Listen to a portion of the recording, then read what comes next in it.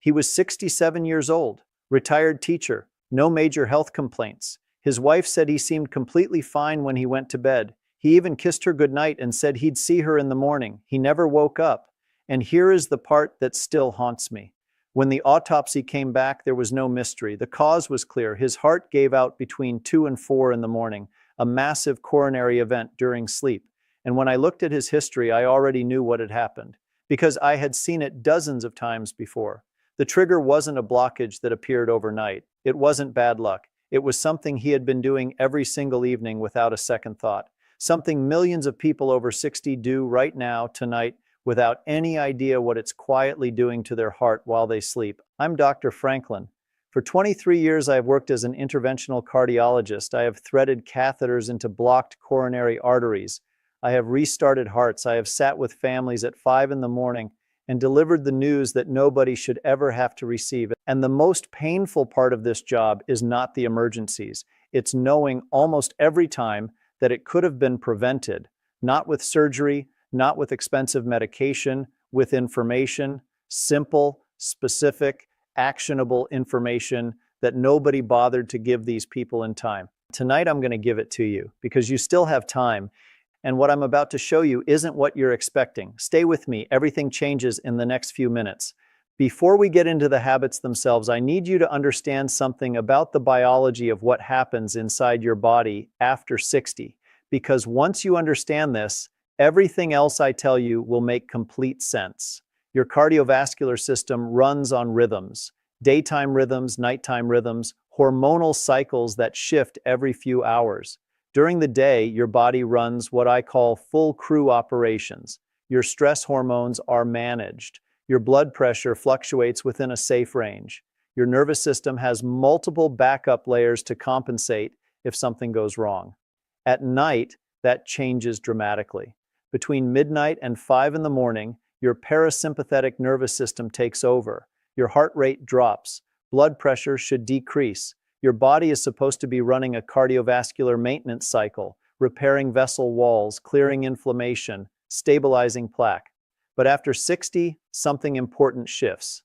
The signals that used to trigger that nighttime dip become weaker. The arteries that used to relax become stiffer. And the small hormonal cues that once protected you while you slept start to fade. What does that mean practically? It means that whatever you put into your evening, whatever habits you run in those final hours before sleep, gets amplified. Stresses that your younger self would have absorbed without consequence become, after 60, genuine cardiac events waiting to happen. And here is the detail nobody tells you. The most dangerous habits aren't the ones that feel dangerous. They're the ones that feel completely ordinary, reasonable, even healthy. Before we get into the first habit, take a moment to say hello in the comments. Tell me your name and where you're watching from. I read every comment, and I'd love to know who I'm helping today. Habit 1, the pain reliever habit. I want to ask you something, and I want you to be honest with yourself. Do you take ibuprofen, naproxen, or any over-the-counter anti-inflammatory before bed? Maybe for a bad knee, a sore lower back, arthritis in your hands that flares up by evening. If you answered yes, you are in very large company. Millions of older adults do exactly this, and the reason makes complete sense. The pain is real, the relief is real, the pill works. So what's the problem? The problem is what that pill is doing to your cardiovascular system overnight, at the exact hours when your heart is most vulnerable. Non-steroidal anti-inflammatory drugs, the entire class of drugs that includes ibuprofen and naproxen, do something very specific and very dangerous inside your blood vessels. They cause sodium and fluid retention. Your body holds water it should be releasing. That retained fluid pushes your blood volume up, your blood pressure follows, and that pressure doesn't just rise during the day when your body can manage it, it rises at night, during the hours when your arteries are supposed to be resting, during the hours when even a modest pressure increase hits vessel walls that are undefended and unprepared. Studies have found that regular NSAID use raises blood pressure by an average of 5 millimeters of mercury. That number might sound small. In the context of nighttime cardiovascular physiology, in someone over 60, it is not small at all. It is the difference between a vessel wall under manageable stress and one that cracks. There's a second mechanism that's even more worrying. NSAIDs interfere with prostaglandins, the chemical signals your body uses to prevent clot formation in small arteries. With those signals blunted overnight, blood that is already moving more slowly during sleep becomes more prone to clotting in vessels that may already be narrowed by decades of arterial disease. This is one of the most underreported cardiac risk factors I see in patients over 60. Not because it's rare, because it's invisible. Nobody connects the ibuprofen they took for their knee to the heart attack they had at 3 in the morning. What should you do? Talk to your doctor about alternatives. Topical anti-inflammatory creams applied directly to the skin give you local relief with far less systemic absorption. Acetaminophen, used at the correct dose, handles pain without the blood pressure and clotting effects. Heat therapy, stretching, and targeted physical therapy have surprisingly strong evidence for joint pain management. None of these will solve every situation, but any of them is meaningfully safer than a nightly NSAID habit for your sleeping heart. If you recognize yourself in what I just described, please write it down tonight and raise it at your next appointment. This one conversation could be more important than you realize. Habit 2, the nightcap. Let me tell you something I hear from patients more often than almost anything else. I have 1 glass of wine before bed. It helps me relax. It's good for the heart. I understand where this belief comes from. For decades, headlines told us that moderate alcohol use was protective. Red wine especially, resveratrol, antioxidants, cardiovascular benefits. It became almost conventional wisdom. I need to dismantle this gently but completely, because the truth, as we now understand it, looks very different, especially for anyone over 60. Here is what actually happens inside your cardiovascular system when you drink alcohol in the evening. The first effect is what most people feel: relaxation, a drop in anxiety, an initial drop in blood pressure. Seems harmless, seems good even, but alcohol is metabolized by the liver over several hours, and as that process completes, somewhere around 2 or 3 in the morning while you are deeply asleep, the effect reverses. Blood pressure rebounds, heart rate becomes irregular, and the nervous system, which was briefly suppressed, snaps back with heightened activity. Here is the part that should genuinely alarm you. Alcohol is one of the most potent triggers of atrial fibrillation known to cardiology, AFib, the condition where the heart's upper chambers beat chaotically, irregularly, out of sync with the lower chambers. AFib during sleep is particularly dangerous because the person has no warning, no symptoms they can feel. The heart is just quietly misfiring while they sleep, and the risk doesn't require heavy drinking. A study published in the Journal of the American College of Cardiology found that even low levels of regular alcohol consumption, the kind most people would describe as responsible social drinking, were associated with a significantly elevated risk of AFib. In people over 60, that risk compounds because the cardiac electrical system is already less stable than it was at 40. There's another mechanism that rarely gets discussed. Alcohol suppresses antidiuretic hormone, which means it pulls water out of your tissues overnight.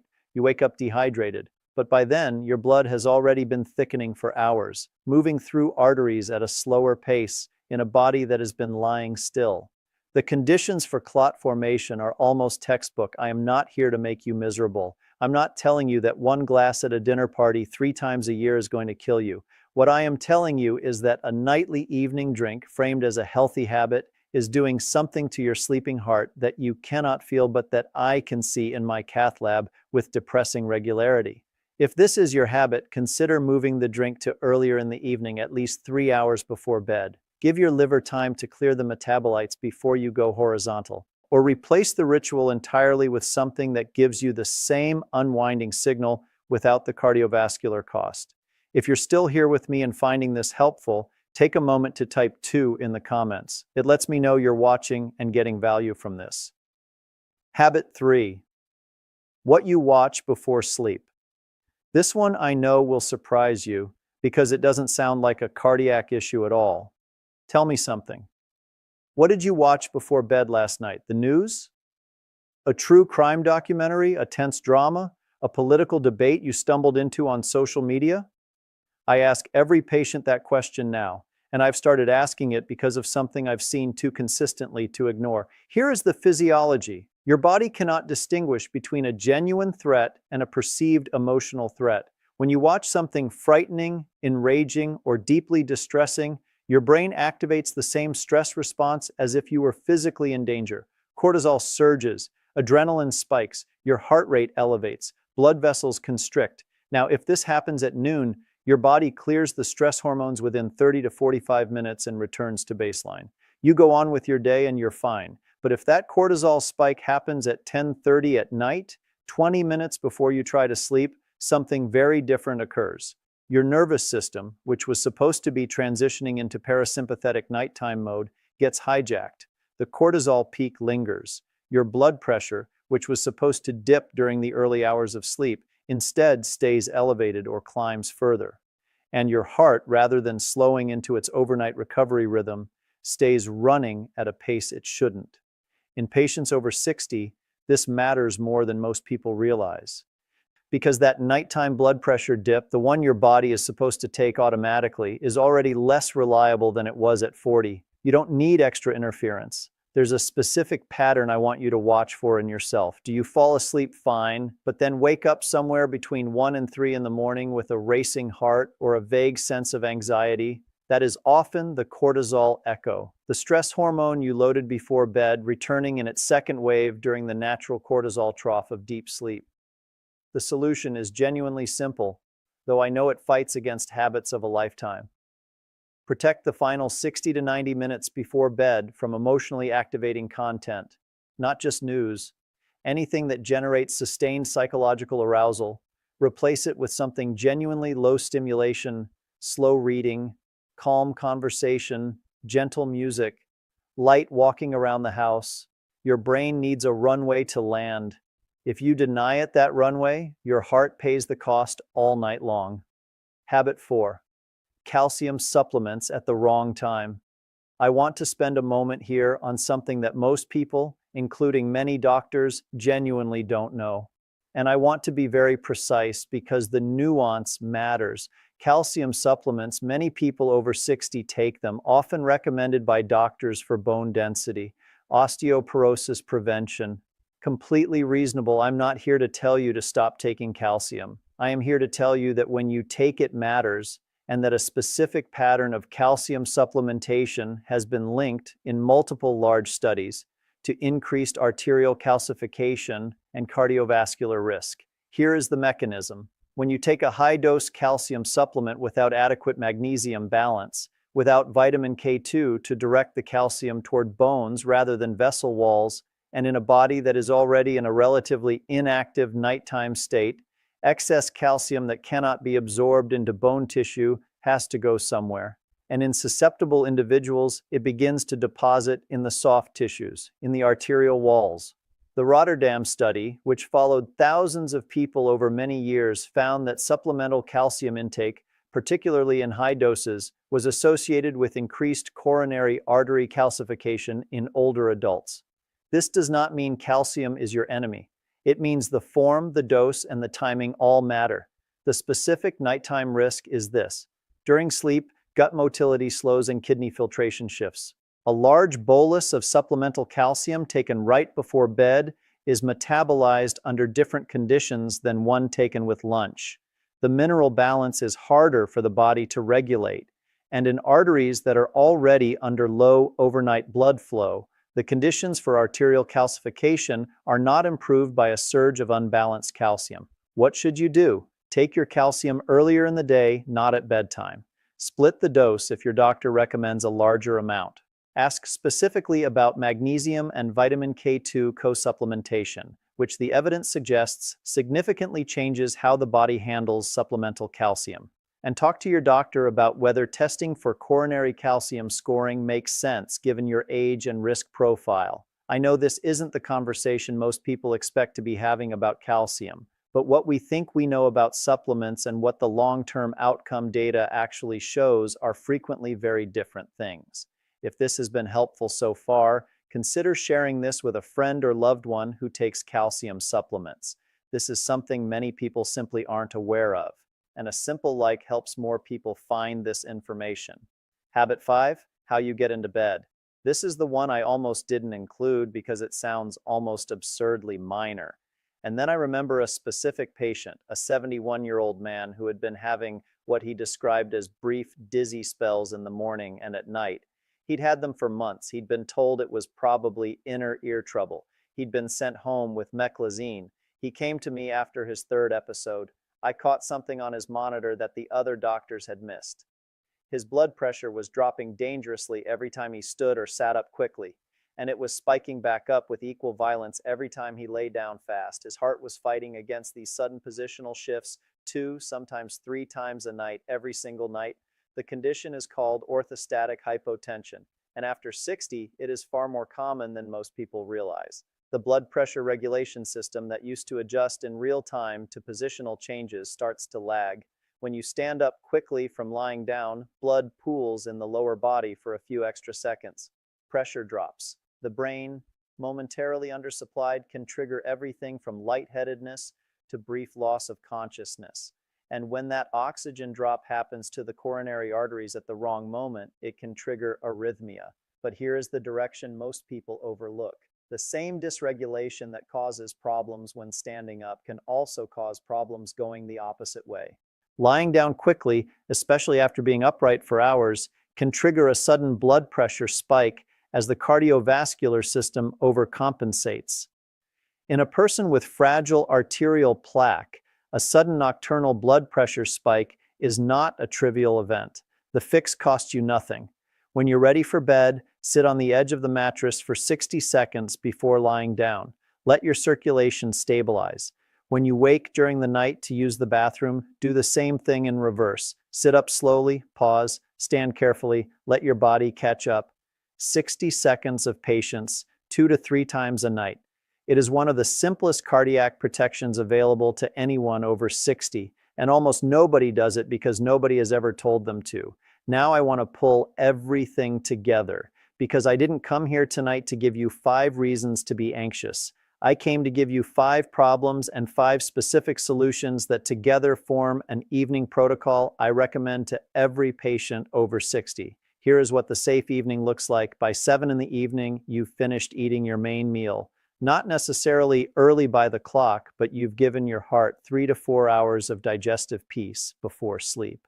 Also by 7, if you take pain medication for joint discomfort, you've chosen a safer alternative than an NSAID, a topical gel, acetaminophen, heat therapy. Your nighttime blood pressure thanks you. If you enjoy a drink socially, it has already happened earlier in the evening, not as a bedtime ritual. Your liver has had time to process it. Your AFib risk tonight is meaningfully lower. By 9, your screen content has shifted, not off necessarily, but down-regulated, something calm, something that doesn't spike cortisol. You are giving your nervous system its landing strip. Your calcium supplement was taken with lunch, not now. What you may take now, if your doctor agrees, is magnesium glycinate, one of the most bioavailable forms which supports vascular relaxation and has excellent evidence for improving sleep quality and reducing nighttime blood pressure variability. By 9:30, your room is set. Between 18 and 22 degrees Celsius, 65 to 72 Fahrenheit. A glass of water on the nightstand. By 10, you are getting into bed, not falling backward into it, sitting on the edge for 60 seconds first, letting your circulation settle, then lying down, on your side if you can. Your airway stays clearer, your back takes less vertical pressure, your heart works slightly less to manage circulation when your body is lateral rather than supine. And when you wake at 2 or 3 in the morning, as most people over 60 do, you sit up slowly, you take a sip of water, you give yourself 60 seconds before standing. And when you come back to bed, you do the same thing in reverse. That is not a complicated protocol. It requires no prescription, no equipment, no money, just awareness, just the information you now have that most people in your age group are still missing. I want to speak to you directly for a moment before I finish. Not as someone making content, as someone who has spent 23 years watching what happens when people don't have this information. The patients I have lost on that table, the families I have spoken to at impossible hours of the morning, they weren't unlucky people. They were ordinary people doing ordinary things, taking the pain pill that worked, having the glass of wine that helped them unwind, watching the news before bed like they had every night for 30 years. They had no idea that the combination of those habits, layered on top of the natural cardiovascular vulnerabilities that come after 60, was building toward a catastrophic event while they slept. You now know what they didn't. And that changes things. Not dramatically, not overnight, but it changes things in the most important way possible. Because prevention doesn't happen in a hospital. It happens at 9:45 on a Tuesday night when you turn off the news, drink a glass of water, set the thermostat, and sit on the edge of your bed for 60 seconds before lying down. That's where lives are saved. In the ordinary moments that nobody is watching except your heart, I want to ask you something before you go. Of the 5 habits I described tonight, which one caught you off guard? The one you least expected? Tell me in the comments. I read them. And if you know someone over 60, a spouse, a sibling, a friend who is living with any of these patterns right now, please send them this video. They may not know to look for it, but you do. Take care of yourself and take care of your heart. It has been working for you every single night without stopping. The least we can do is give it a fighting chance. Everything I've shared in this video reflects current cardiovascular research and my own clinical experience. It is general health education, not a substitute for your personal medical care. Before changing anything about your medication routine, especially blood pressure medications or supplements, please consult your own physician. That's not a formality. That's genuine advice from someone who wants you to still be watching this channel a decade from now. Good night, sleep safely, subscribe for more preventive health content for adults over 60. New videos every week.